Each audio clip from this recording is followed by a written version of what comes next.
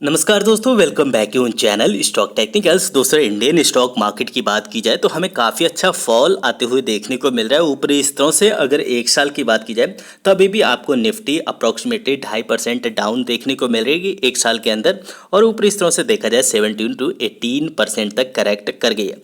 जब stock market दोस्तों चलना शुरू करता है तो यहाँ पर रिटेल निवेशक इसी तेजी के अंदर अपने पैसे को डिप्लॉय करने की कोशिश करते हैं, क्योंकि उन्हें लगता है कि अब स्टॉक मार्केट नीचे नहीं आएगी, सारी चीज़ें अच्छी चल रही हैं। और जैसे ही स्टॉक मार्केट के अंदर करेक्शन आना शुरू होता है तो फ्रस्ट्रेशन में आके अपनी हिस्सेदारी को यहाँ पर बेचना शुरू कर देते हैं, क्योंकि इस जगह पर फ़ायदा उठाते हैं दोस्तों एफआईआई और डीआईआई।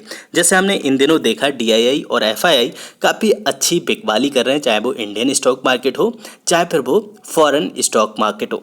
तो ऐसे में जब रिटेल निवेशक भी अपनी हिस्सेदारी को बेचना शुरू करते हैं और अपनी पोजीशंस को 90% निवेशक यहाँ पर लॉस में काटते हुए देखने को मिलते हैं, क्योंकि उनके पास फ्रस्ट्रेशन होते हुए देखने को मिलता है। चलिए हम 5 साल के चार्ट को देखें। जैसे अगर हम यहाँ पर 5 साल के चार्ट को देखें निफ्टी 50 के, तो यहाँ पर 3 साल तक तो निवेशकों ने काफ़ी अच्छी अपनी होल्डिंग को होल्ड करके रखा, क्योंकि यहाँ पर बाजार काफ़ी अच्छी चलती हुई देखने को मिल रही थी। और जैसे यहाँ पर 2020 में पैंडमिक आता है और कोविड अपनी दस्तक लेता है तो कई निवेशक यहाँ पर फ्रस्ट्रेशन में आके अपनी पोजीशंस काट देते हैं। इतनी बड़ी गिरावट की वजह से वो इतनी बड़ी रैली को मिस कर देते हैं, और जैसे ही यहाँ पर 15,000 रुपीज़ के लेवल को निफ्टी 50 रिक्लेम करती है, वापस से अपनी पोजीशंस लेना यहाँ पर स्टार्ट कर देते हैं। और जैसे ही निफ्टी यहाँ पर 18,600 रुपीज़ का हाई लगाती है और वहाँ से करेक्ट करना शुरू कर देती है, तो बिल्कुल से अपनी पोजीशंस वहाँ पर नहीं काटते हैं। जैसे ही निफ्टी 50 16,000 रुपीज़ का लेवल तोड़ देती है और वहाँ से अपनी पोजीशंस काटना शुरू कर देते हैं, जिसकी वजह से यहाँ पर लॉस होना एक स्वाभाविक बात बन जाती है और काफ़ी निवेशकों को लॉस लग भी रहा है। अब जब यहाँ पर बाजार गिर रही होती है तो निवेशकों को लगता है बाजार यहाँ से कंटिन्यू बेसिस पर गिरती रहेगी, और हो सकता है बाजार यहाँ से 3,000 तक भी आ जाए या फिर 5,000 तक भी आ जाए, क्योंकि उस टाइम पर 2020 में कुछ एनालिस्ट ऐसे भी कह रहे थे कि स्टॉक मार्केट आपको 4,000 रुपीज़ तक भी आते हुए देखने को मिल सकते हैं। और यहाँ ऐसा होता नहीं है। जब भी हमें ऐसा लगता है कि बाजार के अंदर बहुत ज़्यादा फॉल होगा, वहीं से बाजार अपने बॉटम आउट कर लेती है और वापस चलना शुरू कर देती है, क्योंकि बाजार को कोई भी ज़्यादा टाइम नहीं कर सकता है। अब यहाँ पर बात की जाए लेवल्स की तो 15,000 का लेवल्स इसके लिए अभी एक साइकोलॉजिकल लेवल बना हुआ है। अगर 15,000 के लेवल को ब्रेक करती है तो वापस हमें कंटिन्यू बेसिस पर यहाँ पर वीकनेस भी आते हुए देखने को मिल सकते हैं। तो ऐसे में आपको कुछ ऐसी कंपनियों को चुनना चाहिए जो कि कैश रिच देखने में मिले, और यहाँ पर जो इनके बिजनेस हैं काफ़ी ज़्यादा स्टेबल देखने को मिले, और रिस्क यहाँ पर आपको लो देखने को मिले, और डिविडेंड भी कंपनियाँ आपको देती रहें। तो ऐसे ही मैं कुछ 4 कंपनियाँ चुन के लेके आया हूँ जो आपको फ्यूचर के अंदर काफ़ी अच्छी डिविडेंड भी प्रोवाइड करती हैं, और ग्रोथ भी इन कंपनियों के अंदर देखने को मिलती है, और वॉलेटिलिटी भी बहुत कम देखने को मिलती है। तो अगर आप एक लो रिस्क निवेशक हैं तो यहाँ पर आप अपने ध्यान को केंद्रित करके रख सकते हैं। तो चलिए हम शुरू करें। यहाँ पर दोस्तों सबसे पहली कंपनी आपको हिंदुस्तान यूनिलीवर के रूप में देखने को मिलेगी। कंपनी काफ़ी पुरानी है और कैश रिच कंपनी आपको देखने को मिलती है। फंडामेंटली काफ़ी ज़्यादा स्ट्रॉन्ग कंपनी है, एंड रिस्क की बात की जाए एक लो रिस्क कंपनी देखने को मिलती है। पिछले 5 दिनों की बात की जाए 4% डाउन देखने को मिल रही है। 1 महीने की बात की जाए 8% डाउन है, जबकि 6 महीने की बात की जाए आपको 7% डाउन देखने को मिल रही है। ईयर टिल डेट में 10% कंपनी टूटी है, और 1 साल की बात की जाए तो 15% के करेक्शन पर देखने को मिल रही है, जहां पर बाकी कंपनियां यहां पर अप्रॉक्सीमेटली 60% से लेके 50% और 40% तक करेक्ट कर चुकी हैं। भाई हिंदुस्तान यूनिलीवर की बात की जाए यहाँ पर आपको 15% का करेक्शन देखने को मिल रहा है। अगर पिछले 5 सालों की बात की जाए तो यहाँ पर आपको 91% के रिटर्न देखने को मिल रहे हैं। एक एफडी काइंड ऑफ आप इसको इन्वेस्टमेंट मान सकते हो, क्योंकि कंपनी आपको अच्छी खासी डिविडेंड भी प्रोवाइड करती है। मार्केट कैप की बात की जाए तो यहाँ पर आपको 4 से 5 लाख करोड़ की मार्केट कैप देखने को मिलेगी, और पी आपको एक रीजनेबल देखने को मिलेगी। डिविडेंड यील्ड ये कंपनी आपको अप्रॉक्सीमेटली 1.5% की देती है, तो काफ़ी अच्छी डिविडेंड भी कंपनी आपको प्रोवाइड करती है। तो अगर आप एक लो रिस्क निवेशक हैं तो ये कंपनी आपके काम की हो सकती है, क्योंकि एफएमसीजी से कंपनी बिलोंग करती है। और आप इसका चार्ट देख सकते हैं, बहुत ही आपको स्मूथ चार्ट देखने को मिलेगा। इसके अंदर अगर आपको बड़ी ग्रोथ देखने को नहीं मिलती है तो बड़ी आपको गिरावट भी देखने को नहीं मिलती है।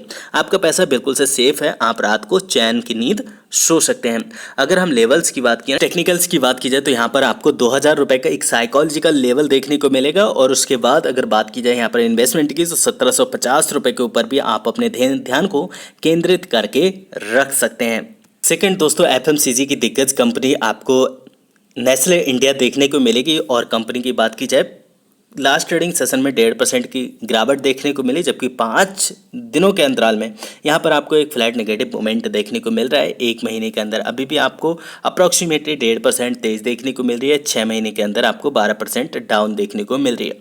और एयरटेल डेट की बात की जाए 15% के करेक्शन पर देखने को मिल रही है। एक साल की बात की जाए तो आपको 6% की गिरावट के साथ देखने को मिल रही है। नो डाउट कंपनी के अंदर लोअर लो और लोअर हाई बनते हुए देखने को मिल रहे हैं। एक तरह से आपको इसको डाउन ट्रेंड मान सकते हैं। अगर लेवल्स की बात की जाए तो यहाँ पर 16,500 रुपये का कंपनी के पास में एक काफ़ी अच्छा सपोर्ट देखने को मिलता है, और उसके अगेन यहाँ पर आपको 16,000 रुपए का एक काफ़ी अच्छा सपोर्ट देखने को मिल जाएगा।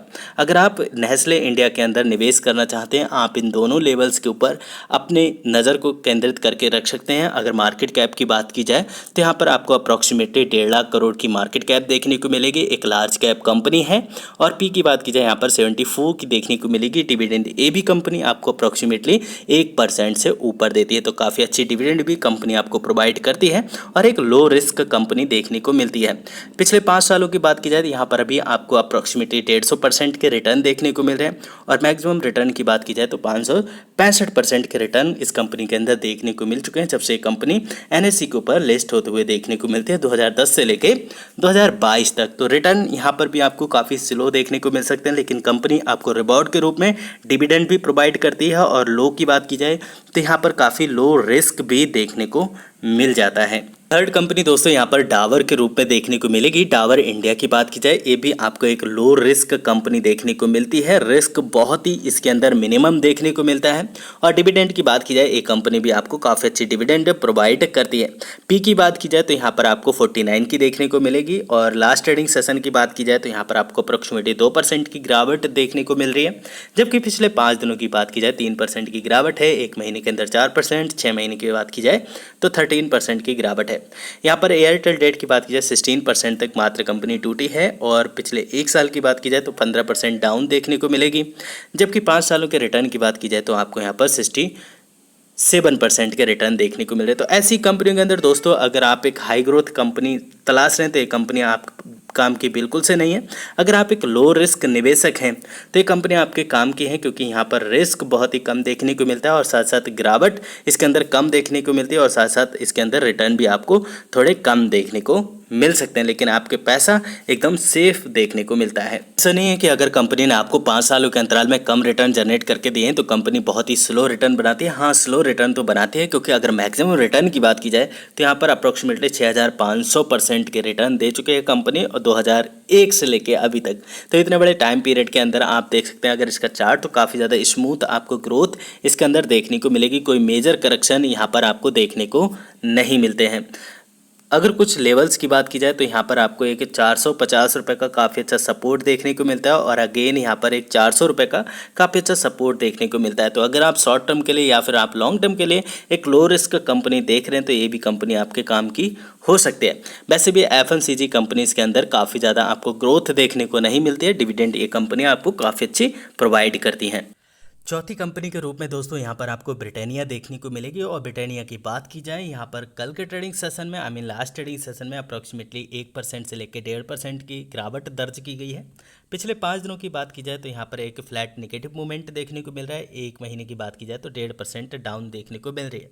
एक साल की बात की जाए तो 7% डाउन है, जहाँ कंपनी आपको काफ़ी अच्छे से गिरते हुए देखने को मिल रही है, और ये कंपनी आपको अप्रॉक्सीमेटली 7% के डिस्काउंट पर देखने को मिल रही है। पिछले 5 सालों की बात की जाए तो यहाँ पर भी आपको 83% के रिटर्न देखने को मिलेंगे। जैसे कि मैंने कहा, एफएमसीजी कंपनीज़ के अंदर आपको ज़्यादा हाई रिटर्न देखने को नहीं मिलते हैं, लेकिन साथ साथ आपको लो रिस्क भी देखने को मिलता है। तो अगर आप एक लो रिस्क वाले निवेशक हैं तो इन कंपनियों के ऊपर अपना ध्यान केंद्रित करके रख सकते हैं। कंपनी आपको डिविडेंड काफ़ी अच्छा प्रोवाइड करते हैं, जो कि अप्रॉक्सीमेटली 4 से 5% की डिविडेंड यील्ड है। और पी वैल्यूएशन की बात की जाए तो यहाँ पर आपको 52% की देखने को मिलेगी, 52 टाइम्स। और मार्केट कैप की बात की जाए तो यहाँ पर आपको 18,000 करोड़ की मार्केट कैप भी देखने को मिल सकती है। तो अगर आप एफडी काइंड ऑफ रिटर्न देखना चाहते हैं तो ये कंपनियाँ आपके पास में काफ़ी अच्छी देखने को मिलती हैं। बैंक भी आपको 6% की अप्रोक्सीमेटली रिटर्न देखने को मिलता है, और यहाँ पर आपको 5% के सेफ रिटर्न देखने को मिलते हैं, जो कि डिविडेंड के रूप में, और कंपनी जो आपको ये रिटर्न प्रोवाइड करती है अपने स्टॉक के ऊपर, ये आपको अलग से देखने को मिल जाएंगे। अगर हम मैक्सिमम रिटर्न की बात करें तो इस कंपनी ने भी आपको काफ़ी अच्छे रिटर्न प्रोवाइड किए हैं, जो कि अप्रॉक्सीमेटली 5,641% के रिटर्न है। और टाइम पीरियड की बात की जाए तो यहाँ पर भी काफ़ी ज़्यादा लंबा टाइम देखने को मिल सकता है। 1999 से यहाँ से अब तक आप देख सकते हैं 2022 तक जो रिटर्न प्रोवाइड किए गए हैं, अप्रॉक्सीमेटली 5641% के रिटर्न ये कंपनी आपको जनरेट करके दे चुके। लेकिन फंडामेंटली बात की जाए काफ़ी ज़्यादा स्ट्रॉन्ग है, कैश रिच कंपनियां आपको सभी देखने को मिलेंगी, डिविडेंड रिच आपको देखने को मिलेंगी, और लो रिस्क इनके अंदर देखने को मिलेगा। लेकिन साथ ही साथ लो ग्रोथ भी आपके पैसे की देखने को मिल जाएगी, लेकिन डिविडेंड आपको काफ़ी अच्छी देती है। अगर आपके मन में कोई क्वेश्चन क्यूरी है तो आप नीचे कमेंट बॉक्स में मुझसे पूछ सकते हैं। फिर मिलेंगे नेक्स्ट वीडियो में, तब तक आप अपना बहुत ढेर सारा ख्याल रखिए। और इनकेस अगर आप किसी भी पार्टिकुलर स्टॉक के बारे में पूछना चाहते हैं वो भी आप नीचे कमेंट बॉक्स में पूछ सकते हैं। चैनल पर अगर आप नए होंगे तो सब्सक्राइब करके फैमिली का हिस्सा भी बन सकते हैं। Thanks for watching, see you next video, bye bye for now, God bless.